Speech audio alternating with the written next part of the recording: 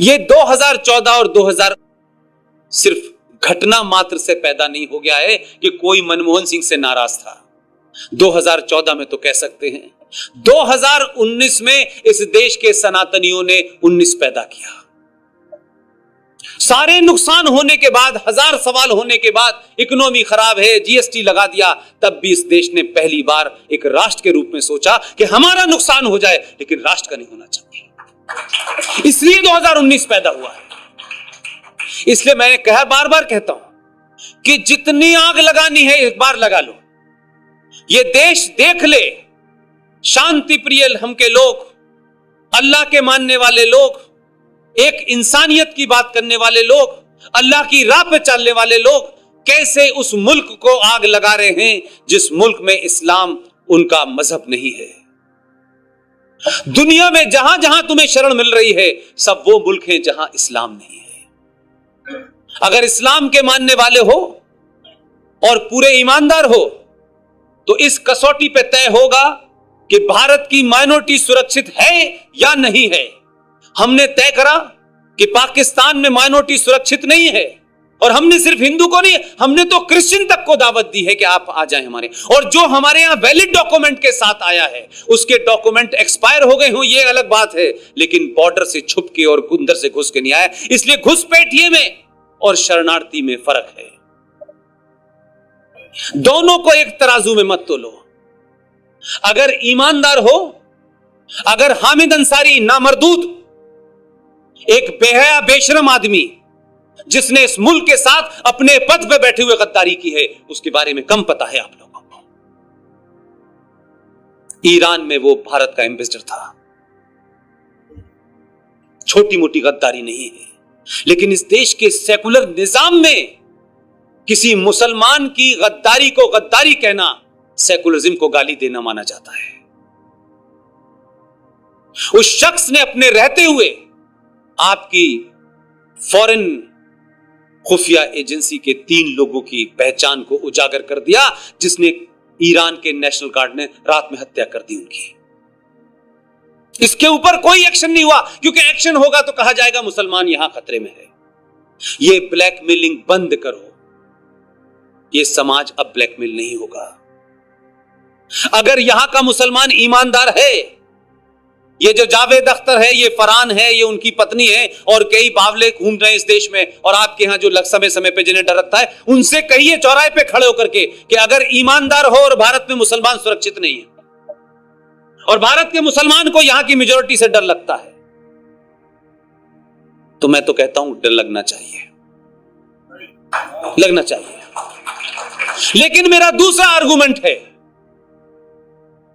आप ईमानदारी से जो भी आपको पवित्र जगह लगती हो अपनी मस्जिद के अलावा, और मस्जिद, सारे मक्कार मुसलमान वहां खड़े हो जाएं, मौलवी हो, मुफ्ती हो, हाजी हो, एक्टर हो, करेक्टर हो, ड्राइवर हो, कंडक्टर, सब खड़े हो जाएं और पाकिस्तान और बांग्लादेश से ये मांग करें कि हमारे मुल्क में हम सुरक्षित नहीं हैं, हमारे मजहब को हिंदुओं से और सनातनियों से खतरा है। पाकिस्तान और बांग्लादेश की हुकूमत से कहें कि आप भी अपने यहां सिटीजन अमेंडमेंट बिल लेके आए, और जो मुसलमान इस देश में सुरक्षित नहीं है वो वहां जा सकता है।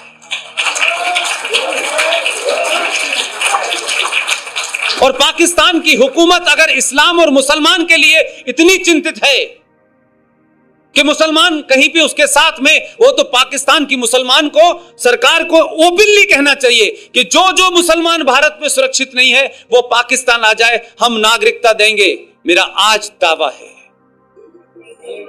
है मेरा, एक मुसलमान चला जाए यहां से कि मुझे पाकिस्तान की नागरिकता चाहिए, आप जो कहेंगे मैं करूंगा। लेकिन ये मक्कार सिर्फ आपको डराने के लिए कहते हैं कि भारत में मुसलमान सुरक्षित नहीं है।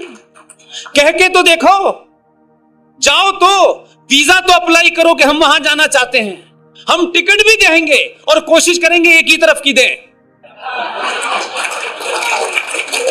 ईमानदार तो बनो। तुम मस्जिद के बाहर जुमे का इस्तेमाल इसलिए करते हो कि जुमे का मुकद्दस दिन होता है, उसमें ज्यादा तादाद में मुसलमान नमाज पढ़ते हैं और नमाज में तराबियां और आयतें भी लंबी पढ़ी जाती हैं, लिहाजा तुम उस मूवमेंट का इस्तेमाल करके, क्योंकि भीड़ ज्यादा होगी तो जामा मस्जिद का दिन कोई भी बंद की कोशिश करते हो, कोई भी बंद की कॉल देते हो तो जुमे को इसलिए देते हो कि मुसलमान होंगे, और खुतबे में मौलवी जो तुमको जहर बोलता है उसको तुम पिलाते हो। हिम्मत नहीं है तुम्हारे अंदर, मस्जिदों का इस्तेमाल करते हो तुम भारत सरकार के खिलाफ। तुमने कश्मीर में यह किया, और आज जिस तरीके के नारे लगे हैं जामा मस्जिद से बाहर, और कहते हैं हम ईमान वाले हैं। ईमान वाले बहुत कम पैदा हुए हैं तुम्हारे अंदर, और माफ करना, जो ईमान वाले हुए हैं वो भी हमारी वजह से पैदा हुए, हमारी वजह से पैदा हुए हैं। हमने उनके ईमान को डिगने नहीं दिया, और तुम जैसे लोग डिगाना चाहते थे उनसे भी बचा के रखा। इसीलिए हम अब्दुल कलाम तो पैदा कर सकते हैं, लेकिन तुम अगर पैदा करोगे तो अफजल गुरी करोगे। लिहाजा तुम्हारे अंदर क्षमता है अफजल गुरु और याकूब मेमन पैदा करने की, हमारे अंदर क्षमता है एपीजे अब्दुल कलाम पैदा करने की, हमारे अंदर क्षमता है कि हम एएच अहमदी पैदा कर सकते हैं। यह सिर्फ हमारे साथ रहने का कारण है। 1000 साल से तुम हमारे साथ हो, इस सब के बावजूद भी कि हमारे दादा परदादा माओ बहनों को आपने लूटा मारा, उसके बावजूद भी हम नहीं बदले। अगर हम बदल गए, हम सनातनी हो गए जिस वक्त, तो AK-56 लेके भाग जाओगे तुम। ध्यान रखना इस बात का। इसलिए इस टॉलरेंट समाज को, अहिंसक समाज को, इसको हिंसक मत बनाओ, यह तुम्हारी जिम्मेदारी है। दुनिया में आतंकवाद जहां जहां सफल हुआ है वो मेजॉरिटी आतंकवाद सफल हुआ है। चाहे पंजाब में सिखों ने किया हो, चाहे कश्मीर में मुसलमान कर रहे हो। इस देश की मेजॉरिटी में अगर 1% लोग दीवाने हो गए तो 15 मिनट का टाइम नहीं मांगोगे। हम बार बार कह रहे हैं, हम इग्नोर कर रहे हैं, तुम हमारी इग्नोरेंस को हमारी कायरता समझ रहे हो। तुम्हें देश का प्रधानमंत्री खड़े होकर एश्योरेंस दे रहा है कि इसमें तुम्हारी नागरिकता नहीं ली जाएगी, लेकिन तुम उसको पागल समझ रहे हो। तुमको ऐसा लगता है कि यह प्रधानमंत्री हमारे घर पे आए, हमारी ठोड़ियों में हाथ डाले, हम इसको जलील करें, बताएं कि हमारी ताकत के सामने ये झुक गया और अब हमारे से पूछने आया है, बताओ मेरे भाइयों क्या करो। ये नहीं होने वाला, हम उसको ऐसा नहीं करने देंगे। वो देश का प्रधानमंत्री है, तुम्हारा गुलाम नहीं है। उसने भारत के संविधान और भारत की संसद में जो काम किया है वो 24 कैरेट का लीगल काम है, क्योंकि तुम्हें इलीगल काम करने की आदत पड़ गई थी और तुमने जिन लोगों को तख्तों पे बिठाया वो तो ऐसे लोग हैं। अभी वीर सावरकर के परिवार के कोई साहब मुझसे मिलने आए थे, मैंने उनसे कहा थोड़ा सा आप लोग सचेत रहें। पहले फर्जी नाम लिया गांधी का, जब गांधी के नाम से सत्ता मिल रही थी तब तक गांधी अच्छा था। मैंने कहा सावरकर साहब का ध्यान रखना, अब इन्हें गांधी के नाम से नहीं सावरकर के नाम से मिलेगी, इसलिए नाम बदलना चाहते हैं।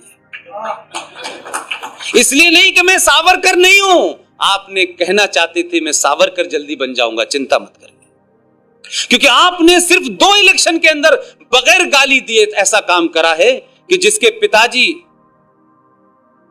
जनेऊ अपनी जैकेट के ऊपर डाल रहे थे, उनका बेटा जनेऊ कहां कहां डाल रहा है पता नहीं चल रहा। जनेऊ कैसे पहना जाता है इसकी नई नई विधाएं सीख रहा है। मैंने इसलिए कहा कि कुछ लड़ाई सामूहिक तौर पे बिना हथियारों के साथ सनातन ही लड़ सकता है। आपको कोई जरूरत नहीं है हिंसक होने की, आपकी प्रवृत्ति नहीं है कि आप हिंसक हो। फौज का काम है, उसे ट्रेनिंग दी गई है, लेकिन इसका यह मतलब नहीं है कि आप अहिंसक नहीं होंगे तो हर एक को अपने सर पे बिठा लेंगे।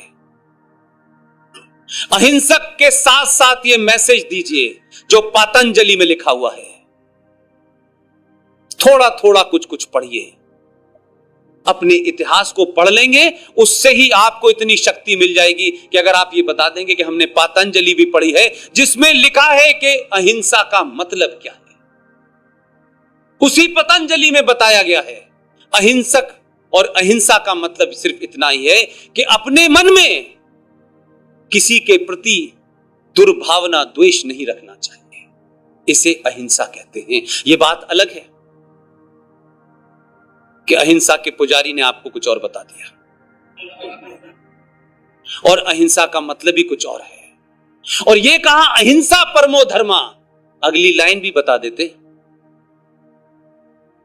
तो पातंजलि में लिखा है कि अहिंसा का मतलब है आपके मन में अपने किसी के प्रति दुर्भावना नहीं होनी चाहिए, नफरत नहीं होनी चाहिए। लेकिन उसकी अगली लाइन में लिखा है, जो पढ़े लिखे लोग हैं उसको जाके चेक करें, अगर दुश्मन आपके सामने आ जाए